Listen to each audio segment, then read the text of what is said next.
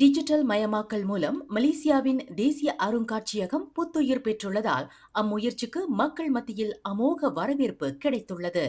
தினமும் 3000த்திற்கும் அதிகமான மக்கள் அருங்காட்சியகத்தை பார்வையிட தொடங்கியுள்ளனர். பழைய கலைப்பொருட்களை பார்ப்பதற்காக மட்டுமே பார்வையாளர்கள் வரும் இடமாக இருந்த இந்த அருங்காட்சியகம் இப்போது இளைய தலைமுறையினரையும் ஈர்த்து வருவதாக அதன் இயக்குனர் ஜம்ருல் அம்ரி ஜக்கரியா தெரிவித்துள்ளார்.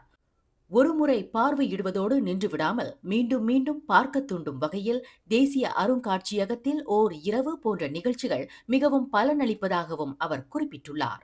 நவம்பர் மாத நிலவரப்படி சுமார் 5 லட்சம் பார்வையாளர்களை தாண்டியுள்ளதாகவும் இவ்வாண்டு இறுதிக்குள் அது 6 லட்சமாக உயர்ந்துவிடும் என்றும் ஜம்ருல் அம்ரி ஜக்கரியா தெரிவித்துள்ளார். மேலும் செய்திகளை தெரிந்து கொள்ள கீழே இருக்கும் பெல் பட்டனை அழுத்துங்கள். உங்கள் மகிழ்ச்சியை வெளிப்படுத்த லைக் மற்றும் ஷேர் செய்யுங்கள்.